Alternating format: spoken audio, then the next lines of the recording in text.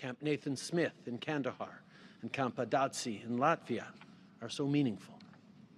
Grâce au courage des Canadiens sur les champs de bataille au cours de notre histoire, le Canada a pu augmenter son influence sur la scène internationale. Je pense à la fondation de l'OTAN, à la crise du canal de Suez, au processus de paix en Irlande du Nord auquel on a contribué, et à la présence de Roméo Dallaire sur le terrain au and the presence of Romeo Dallaire in the fields of Rwanda 30 years ago this week. Are connected to the world, and we've always punched above our weight.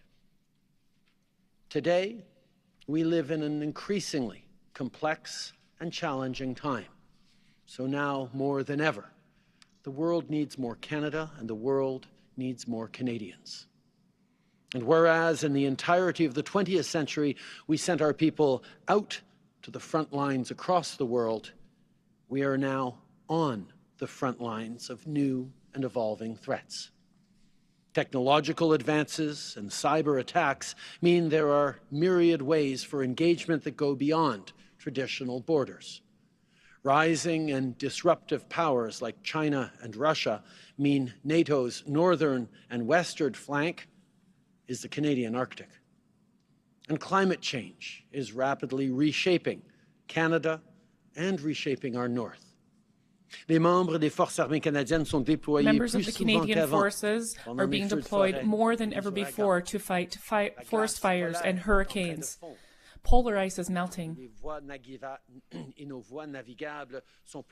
and our waterways are more accessible than at any other point in our history. Northwest Passage could become the most efficient shipping route between Europe and Asia by 2050. That's just 26 years away. Canadians are, once again, called upon to meet the moment. Today, we are announcing our next commitment to our armed forces and to Canadians' security with the investments laid out in Our North, Strong and Free. It makes $73 billion worth of investments over the next 20 years.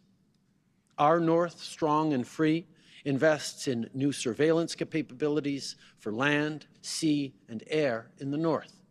It leverages Canada's world-class technology, including in AI and quantum, so we can stay ahead of the curve. It creates jobs, and importantly, it supports all those of you who serve. This is about protecting our values, our sovereignty, and our north. Indigenous peoples have long been integral to Canada's identity as a northern nation. But too often, defense in the north has been entirely separate from the people who've lived there for millennia. This must never again be the case. Our investments in the north must serve both Canada's defense and the well-being and success of the Inuit, First Nations, and Métis who've always been its stewards.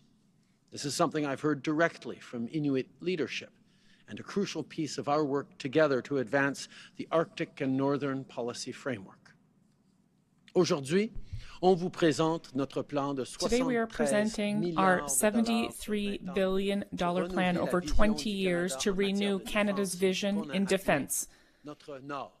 We have called this plan Our North, Strong and Free. The strategic importance of Canada's Arctic is increasing because of climate change, and we need to protect it.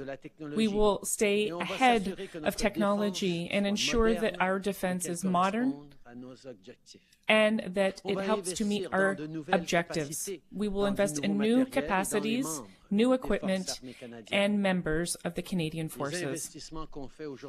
The investments being made today come on top of other substantial investments that have already been made. In 2014, defense spending had dropped, and it dropped to just 1% of our GDP. Since 2016, our government has put Canada on the right path, to doubling its defense spending before 2026. These investments have allowed us to increase our contributions to NATO, to modernize and bolster NORAD, and to increase our presence in the Indo-Pacific region. We are supporting our friends in Ukraine as they push back against Putin. Russia's illegal and unjustifiable invasion is a direct attempt to fracture the foundations of democracy and our global rules-based order. It's an attempt to undermine the values and principles that previous generations fought for, subsequent generations benefited from, and that we must secure for this generation of Canadians and the next. This is why we are stepping up once again, to preserve and defend the rules-based order that has allowed people around the world to prosper for the better part of the last century, to stand up for Canadian values like freedom, justice, fairness, and peace, to keep Canada and the world safer in a time of increasing difficulty. Now is the time to do even more, and our government is answering the call with this investment. Avant de terminer, before concluding, I would like to address directly the men and women of the Canadian Armed Forces. The world is changing, but our values as Canadians are not changing. You, as proud members of the Canadian Armed Forces, show us what service to country, service to the values, ideals, and people of this country means. We need you. The world needs you to continue to step up. And we will be there to give you the support and resources and tools you need to match your courage and your convictions. Merci pour tout ce que vous faites. Thank you for